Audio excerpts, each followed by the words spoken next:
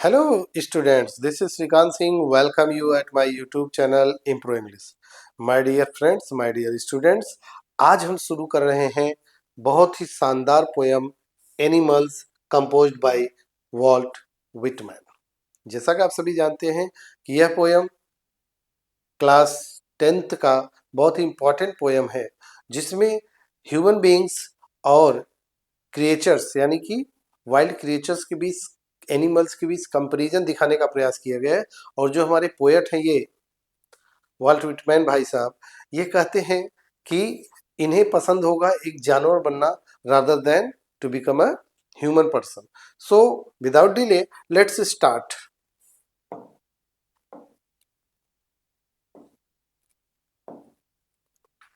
Animals by Walt Whitman is a poem describes the poet's love for animals and their nature। करें कि ये poem जो है इसमें वो जानवरों के प्रति प्रेम और उनके प्रकृति के विषय में प्रेम को दर्शाता है। Animals by Walt Whitman describes how the poet finds animals are superior to humans. यहाँ पर जो पोएट हैं वॉल्ट विटमैन, जो एक अमेरिकन पोएट थे, वो यहाँ पर जानवरों को इंसानों से ज्यादा सुपेरियर बताने का प्रयास करते हैं। They are superior to men for their intelligence. आगे वो जोड़ते हैं, कहते हैं कि एक्सेप्ट करते हैं, मानते हैं कि जानवर जो होते हैं वो माइंड से, विचार से, इंटेलिजेंसी से इंसानों से सुपेरियर नहीं है, but they are better for their nature. लेकिन वो अपनी प्रकृति में उनका जो टेंडेंसी है, सोच है, जो जानवर होते हैं वो अपनी टेंडेंसी यानी कि अपनी नेचर में इंसानों से बेहतर है। Whereas humans go astray from reality for their base emotions.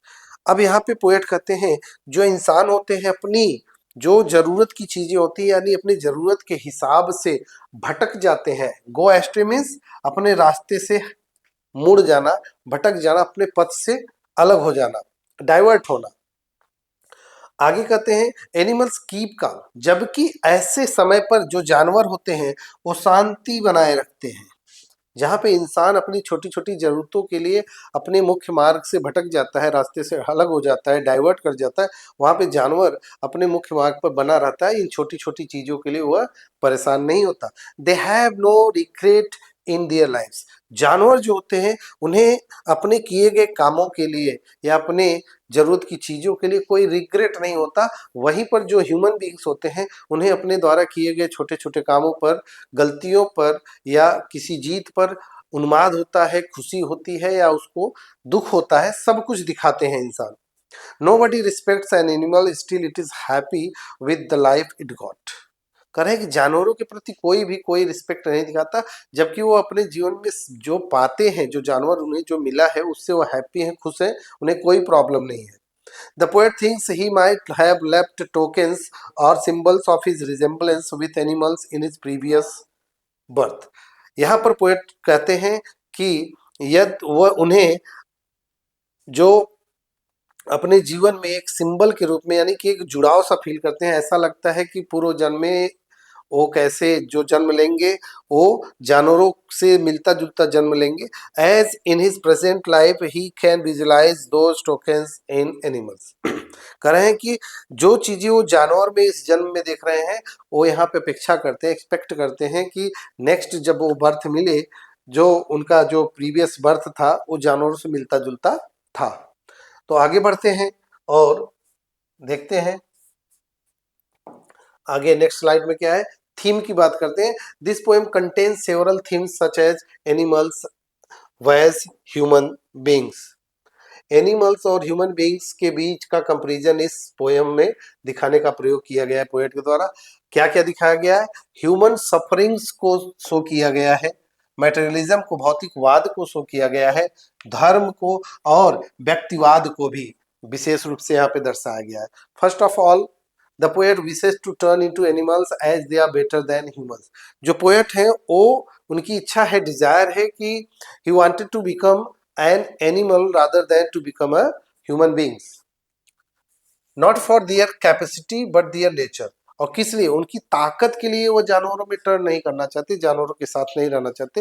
वो किस लिए रहना चाहते? उनके नेचर की, उनकी जो प्रकृति है, जो उनका विचार है, उसके लिए उनसे जुड़ के रहना चाहते। Through incorporating the theme of animal by humans, the poet refers to the futility of human desires. Futility मतलब व्यर्थ का, जो मानव का व्यर्थ की इच्छाएं होती हैं, उसके लिए पोएट यहाँ पे कंपेरिजन करते हैं और कहते हैं कि एनिमल्स ज्यादा अच्छा होता है इंसानों की अपेक्षा। For this reason he finds peace in animals. और यही कारण है कि वो पाते हैं कि जानवर ज्यादा सुरक्षित और पीस में रहते हैं, शांति में रहते हैं, living in the moment nature. क्यों? क्योंकि वो जो घटित हो रहा है उसी क्षण में जीते हैं। भविष्य को लेकर या पास्ट को लेकर वो रिग्रेट नहीं करते, भविष्य को लेकर कोई कल्पना नहीं करते, और पास्ट को लेकर जो भी बीत चुका है उसको लेकर कोई पश्चाताप नहीं करते। इसीलिए पोएट यहाँ पे कहते हैं कि वो जानवर के साथ रहना या जानवर जैसा रहना पसंद करेंगे, न कि इंसानों जैसा।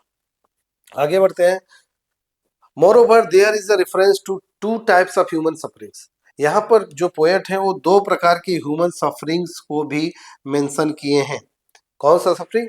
One that pains the body, एक जो बॉडी को पेन करता है, and one that causes sufferings to the soul, और दूसरा जो आत्मा को तकलीफ देता है, पेन देता है, परेशान करता है।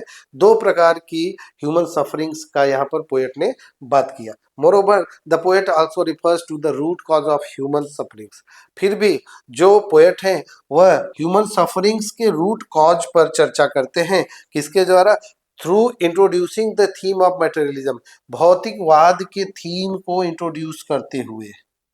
To introduce the theme of materialism, भौतिकवाद को, यानी कि जो वर्तमान में जीवन में हमें जरूरतें होती हैं या हम भौतिकवादी विलासिता की चीज़ों के पीछे भाग रहे हैं, उसको सोच रहे हैं और अपने आप को तड़पा रहे हैं। अगर मिल गया तो हम खुश हो जा रहे हैं बहुत ज़्यादा, और नहीं मिला तो हम रिग्रेट कर रहे हैं, पश्चाताप कर रहे हैं, तकलीफ में अपने आप को रख रहे हैं। तो उस भौतिकवाद की बात कर रहे हैं पोएट, करें उस भौतिकवाद से बचना चाहिए, क्योंकि यही जानवरों में नहीं होता, जिसकी वजह से पोएट को जानवर ज्यादा पसंद है।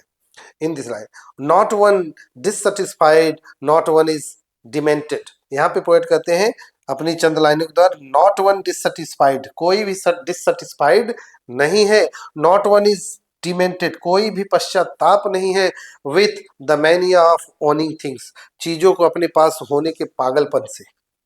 Mania means madness, mania means madness,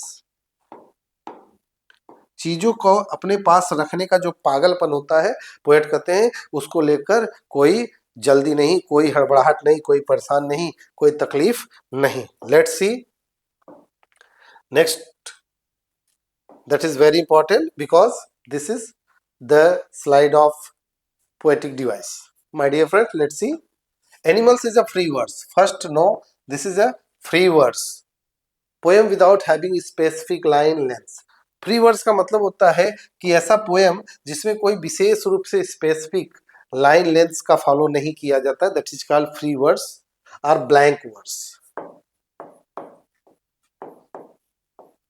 blank verse. Next, और rhyme schemes in general, it moves with the internal rhythms. ये जो पोएम होता है ये इंटरनल रिदम से आगे बढ़ता है, न कि राइमिंग स्कीम के through. That the poet leaves in each line, जो पोएट प्रत्येक लाइन में छोड़ता है। Like the tokens mentioned in the poem, जो वर्ड टोकन यहाँ पे मेंशन किया गया, that extracted section of the poem contains 3 stanza. करें कि जो पोएम है वो 3 स्टेंजा में contains 3 stanza. The third stanza is long enough, जो थर्ड स्टेंजा है वो काफी लंबा है, long enough, and only 2 lines have been taken here. Whatever there is an instance of slant rhyme, यहां पर स्लैंट राइम का प्रयोग किया गया है in this piece for reference in the second stanza, since somehow rhymes with things. Moreover, the contraction of lines in this poem refers to a shift of ideas. करें जो contraction है, चीजों को संक्षिप्त किया गया है, वो पोएम के आइडियाज को शिफ्ट करने के लिए प्रयोग किया गया है। Apart from that, the poet uses both the iambic pentameter and trochaic metre. ये मैं आपको बता दूं, ये दो चीजों का इन्होंने प्रयोग किया है for creating a mixed sound. Trochaic metre क्या होता है कि इसमें एक स्ट्रेस्ड मीटर का यूज किया जाता है, उसके बाद अनस्ट्रेस्ड मीटर का यूज किया जाता है। दो प्रकार के मीटर का यूज करते हैं, stressed metre and unstressed metre. तो ये आपका राइमिंग स्कीम है, आप इस चीज को बढ़ सकते हैं, देख सकते हैं। आगे बढ़ते हैं और देखते हैं नेक्स्ट स्लाइड में क्या है, एनिमल्स का लिटरेरी डिवाइस। आगे बढ़ते हैं और इसको क्लियर करते हैं। एनिमल्स में लिटरेरी डिवाइस जो है नंबर 1 पर है एनाफोरा। वाल्ट विटमैन जो एक अमेरिकन पोएट हैं और इन्हीं का एक शानदार पोएम है